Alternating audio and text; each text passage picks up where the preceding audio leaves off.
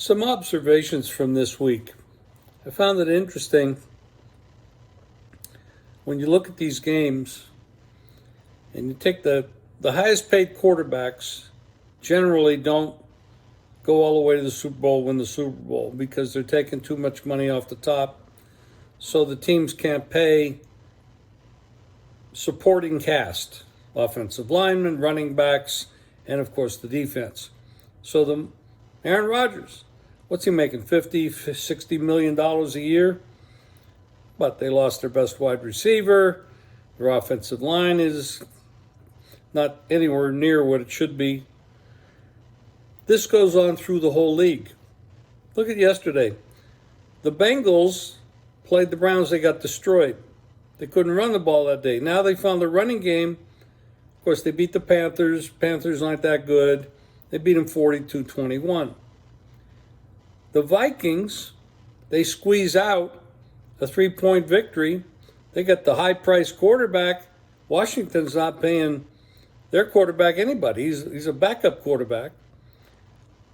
The Jets, Buffalo, they beat Buffalo with the high-priced quarterback, with Zach Wilson, second year in the league. Of course, the Patriots, they win. The Colts, they're a dumpster fire. They're tanking right now. It's pretty obvious what they're doing. They just named a center as their head coach for the time being. But this is going on. A couple of years ago, nobody wanted to draft a running back because they said there were a dime a dozen. You didn't need to draft them. You could replace them. Pay all the money to the quarterbacks. Well, the quarterbacks get all the money, and then nobody else gets anything. So what the NFL, in my opinion, what the NFL has going on right now is a transition period. We're going from, go way back to 93 when they had the great draft class, and they've had a few since. And they always wanted to drop the pocket passer, stay in the pocket, don't run, don't scrap, etc. But look at all the top guys now, for the most part, are guys that can move. Yeah, you got the stationary guys, Brady, etc., and they had their day. But unless you get good running and a good offensive line, even that's not going to work. So we're going through a transition period. And the NFL right now is a B league for the most part, because there's only a few teams that have any quality, and the rest are scrambling to find out who they are.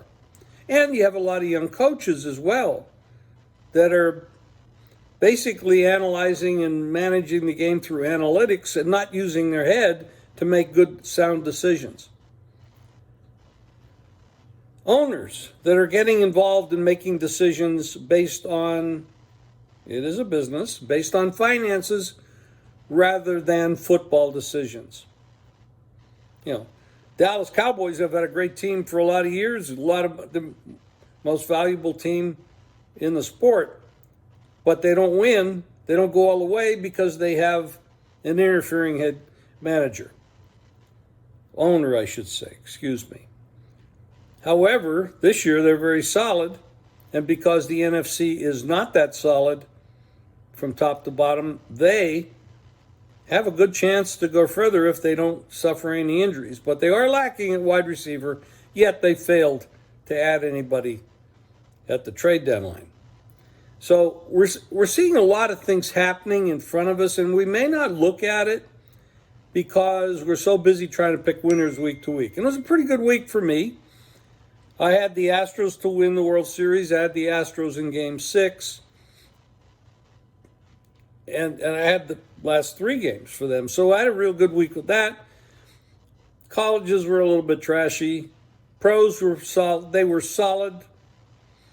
Winning week there. But that's the way college basketball starts today. There's a lot to do.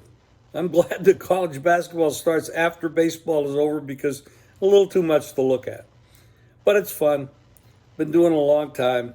And we're going to see change in the NFL. And it's still a great sport. It's still America's sport. And we're going to see changes. But I predict We're going to go back to having solid O-line, solid defense, solid running the ball, and mobile quarterbacks. However, you won't need as many mobile quarterbacks if you have a good running game. So we're going to start to see transition away from paying these quarterbacks $50, $60 million a year. I mean, look at Kyler Murray down in Arizona.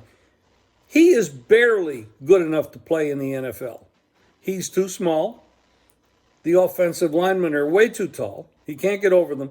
And as long as he's going to keep running the way he is, as small as he is, he's going to get hurt.